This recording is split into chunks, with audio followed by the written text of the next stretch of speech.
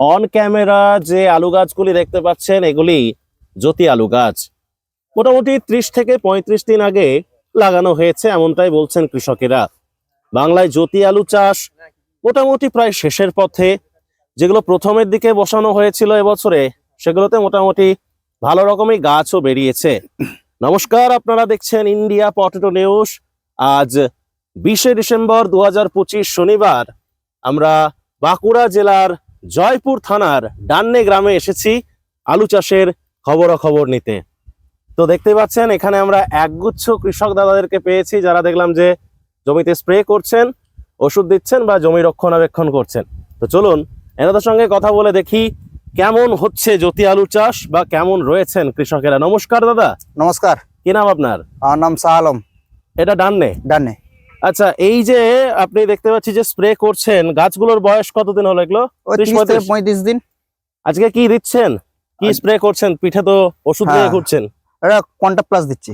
কন্টা plus? হ্যাঁ, ধাসা আছে বলে হালকা ধাসা, একটা দুটো পাতা চুঁই যাচ্ছে ওর জন্য কন্টা প্লাস দিচ্ছে হালকা করে। কই দেখি চুঁয়ে যাওয়া 5 ml করে। পাতাগুলোর মধ্যে দেখা আছে কি? হ্যাঁ, কিছু কিছু যে জড় হয়ে যাচ্ছে, এই যে জড় যাচ্ছে, এই যে জড়তা যে ভাগগুলো আছে। হ্যাঁ, তার সাথে একটু ভিটামিন দিচ্ছি। হ্যাঁ, কি দিচ্ছেন বললেন? এটা ভিটামিন দিচ্ছি, বায়োভিটা এক্স, আর হালকা করে 5 গ্রাম 5 ml করে হচ্ছে কন্টা প্লাস দিচ্ছি।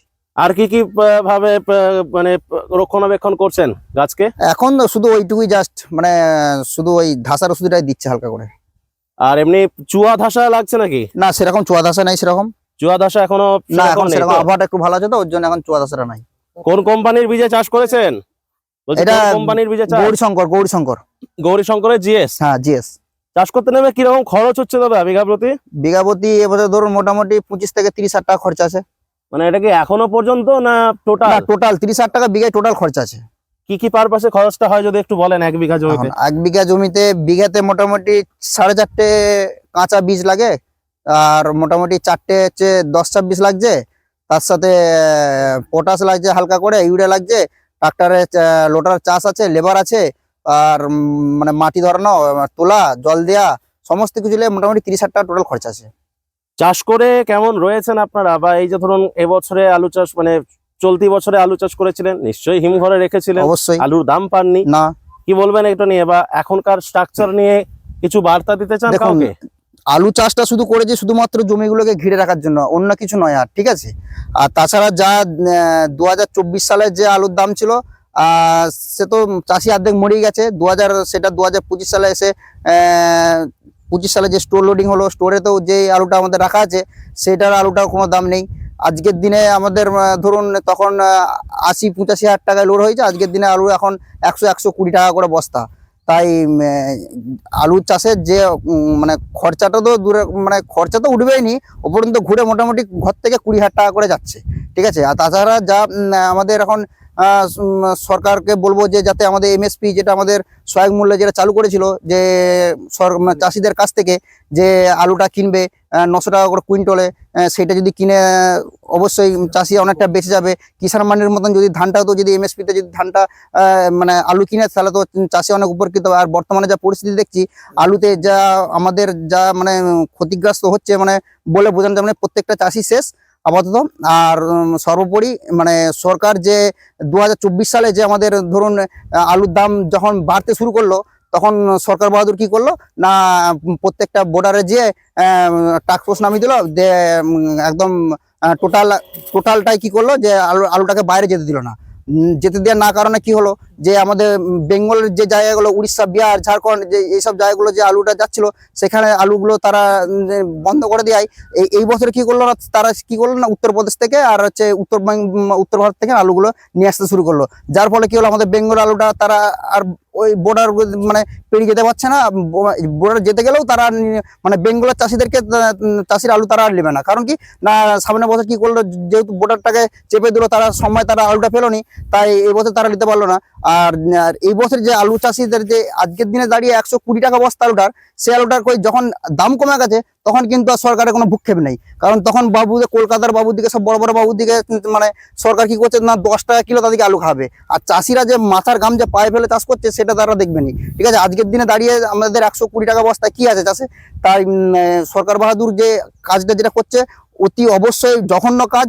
মানে বলার কিছু নেই। এই যে আমাদের যে এখন বর্তমানে যে কৃষিমন্ত্রী বেচারাম মান্না, সে কিন্তু একটা নিজে চাষি, সে কিন্তু আলুর জগৎ থেকে উঠে এসছে। তার যখন দরকার, সে যখন দেখতে পাচ্ছে যে আমার আলুটা বিক্রি হয়ে গেছে, আমি আর চাষিদের কাছ থেকে, চাষির আলু আছে, সে কি করলো না, আলুর দামটা একদম বাইরের থেকে আলুগুলোকে নিয়ে এসে একদম মার্কেটকে পুরো লাল করে দিল।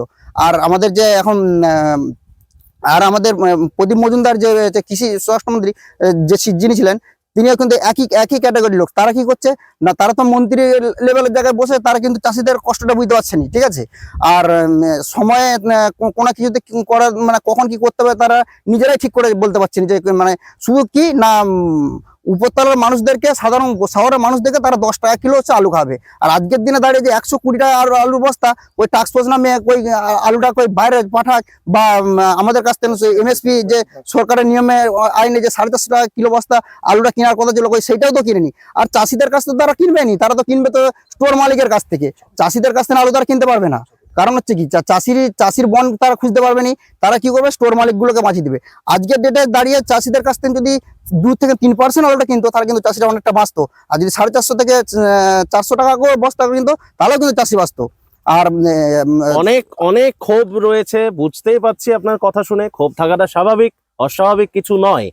তাহলে এই যে ধরুন বছর বছর, আপনার কথার পরিপ্রেক্ষিতেই বলছি যে বছর বছর শেষ হয়ে যাচ্ছে, হ্যাঁ, প্রতি বছর শেষ হচ্ছে, আলু চাষ আর কিছু নেই। এতে করে কি বিকল্প কিছু চাষের দিকে এগোনো উচিত বলে মনে হয়? কি বলবেন, একটু মাইকটা ধরুন। বিকল্প পদ্ধতি কি বলবো, বিকল্প আলু চাষ বা বিকল্প চাষ। বিকল্প চাষ তো আলু চাষ ছাড়া তো আর কোনো কিছু নেই। ওই সরষে লাগাতে হবে। বছর বছর আমরা দেখতেছি চাষ বাড়ছে, এবছরেও হয়তো something চাষ কিছু প্রচুর বেড়েছে। বেড়েছে। এবং আপনারাই বলছেন বেড়েছে, হ্যাঁ, তাই তো? এবারে হয়তো ধরুন আমরা কোম্পানি কিছু লাগাচ্ছি, যেমন পেপসি কোম্পানি ধরো 2.5 বিঘে লাগিয়েছি, মানে আর জ্যোতি লাগিয়েছি 3 বিঘের মতো। তাহলে এবছর মানে প্রত্যেক বছর চাষিরা মার খাচ্ছে। আপনি কোম্পানি চাষ করেন? হ্যাঁ, আমি কোম্পানি চাষ করি। কোম্পানি চাষ করেন, আবার এই আলু চাষ করেন, হ্যাঁ। তফাৎটা কি বোঝেন? এইটা তফাৎটা বলতে কোম্পানির আলুর দামটা হচ্ছে 1050 কুইন্টাল, ওরা, হ্যাঁ, কুইন্টালে, ওটা ফিক্স দাম। হ্যাঁ, ফিক্স দাম। এবং সেই করে চাষিদের লাভটা। আচ্ছা, কোনটাকে বেশি, মানে কোনটাকে বেছে নিচ্ছেন? কোনটা বলছে মানে কোম্পানি আলুটাকে, মানে আপনারা কোম্পানি আলুটাকে বেশি করে প্রাধান্য দিচ্ছেন, হ্যাঁ। তাই তো? তাহলে দাদা, আপনাদের বক্তব্য যে ধানের মতো, যে ধানের যেরকম একটা এমএসপি আছে বা ফিক্স একটাই রয়েছে, আপনারা চাইছেন যে এরকম যাতে আলুর ক্ষেত্রেও এটা করে। আলু কিন্তু অবশ্যই করা দরকার, কিছুটা চাষি অন্তত চাষি একটু উপকৃত হবে। আপনি কতটা পরিমাণ জমি চাষ করেন? আমি বিঘে 5 চাষ করি আলু। জ্যোতি লাগিয়েছেন সব? হ্যাঁ, জ্যোতি। আর আপনি? আমিও 5 বিঘে 5.5 বিঘের মতো। আর আপনাদের সবাই? আমার প্রায় 1.5 বিঘে 2 বিঘের মতো আছে। মানে মোটামুটি কম বেশি সবাই বড় চাষি। চাষ মানে আপনাদের এই পাশাপাশি কি স্টোর রয়েছে এখানে? এই তো করুণাময়ী হিমঘর। করুণাময়ী হিমঘর রয়েছে। হ্যাঁ। আজকে হচ্ছে 20 তারিখ, খবর নেওয়া হয়েছে সকাল থেকে কিরকম কি দাম টাম যাচ্ছে? ওই তো 110-120 টাকা বস্তা। 30,000 টাকা মনে হয় না। 30,000 টাকার কাছাকাছি নাকি? এত কমে গেছে? হ্যাঁ, আলুর দাম একদম তলানিতে ঠিক আছে। আলু নিয়ে কি বার্তা দেবেন অন্যান্য কৃষকদেরকে? আলু নিয়ে বার্তা দেওয়ার মতন কিছু নেই। চাষে যে চাষ করবে সে ক্ষতিগ্রস্ত হবে। যা পরিস্থিতি, বর্তমান যুগে যা পরিস্থিতি দেখছি, 2026 সালে আলুর ভবিষ্যৎই মোটামুটি দেখতে পাচ্ছি। যা গোটা অল ইন্ডিয়ায় যা আলু চাষ হয়েছে, 22%, মোটামুটি 22 থেকে 30% আলু চাষটা বেশি আছে। তাই মানে মনে হচ্ছে না, মানে মন মানছে না যে আলুর দাম হবে। কারণ আমি যা দেখতে পাচ্ছি যে আলু 200 থেকে 250 টাকা বস্তায় বিক্রি হতে পারলেও চাষি তাহলেও মনে হচ্ছে। ধরুন বিপর্যয় একটা পরিস্থিতি, এতে প্রশাসনকে কি করতে চায় বলছেন? শুধু ওইটা ছাড়া, ওই যে ব্যাপারটা বললেন যে সহায়ক মূল্য বা ওইটা ছাড়া আর কি কি দিকগুলোতে নজর রাখলে মনে হয় ভালো হবে, ছোট করে যদি একটু বলেন। বিকল্প বলতে আর সরকার কি করবে, যদি চাষিদের কাছ থেকে যদি আলুটা যদি কিছু পরিমাণে কিনতো, সেটা হচ্ছে চাষিরা একটু উপকৃত হতো। আর স্টোরে যখন লোডিং হবে, যখন আলু চাষি যখন আলু ভাঙা হবে, তখন যদি মোটামুটি ওই 400 টাকা করে থাকে, তাহলেও মানে দুমুখ সমান হবে। যদি 400 টাকা বস্তা থাকে, তাহলে দুমুখ চাষি সমান হবে। নচেত বাকি যত কমবে আলু চাষি তত ক্ষতি হবে। কিছু উপায় নেই। মানুষ যা আমরা কোথা খেটে খাই, তাহলে আমরা চাষ করব, আমাদের জমি জায়গা আছে। তাহলে যেহেতু আমরা জমি জায়গা আছে, আলু লাগাবো 2-4 বিঘে 5 বিঘে। তাহলে আমরা যদি চাষিরা যদি দামই নাই পাই, তাহলে কোথায় যাব? আমরা সরকারকে বলবো। তাহলে সরকার যেহেতু চাষিদিকে দেখছে নি, আমরা সরকারকে দাবি করব যে আমাদের চাষিদের যেমনি সহায়ক মূল্যে আলু ধান কিনছে, এবং সে আলুটা যেমন কিনে, সেজন্য সরকারকে আমরা অনুরোধ করছি। তো দর্শক বন্ধু, এই ছিল আজকের প্রতিবেদন।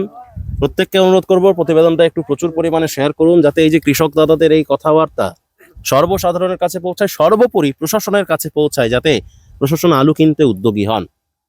চ্যানেলে নতুন হলে চ্যানেলটা সাবস্ক্রাইব করুন, আমাদের ইন্ডিয়া পটেটো নিউজের ইউটিউব চ্যানেলটা সাবস্ক্রাইব করুন, সেই সঙ্গে ফেসবুক পেজটাকে ফলো করে নিন। আপনাদের সঙ্গে দেখা হচ্ছে পরের ভিডিওতে। ভালো থাকবেন, সুস্থ থাকবেন। জয় হিন্দ, জয় কিষান।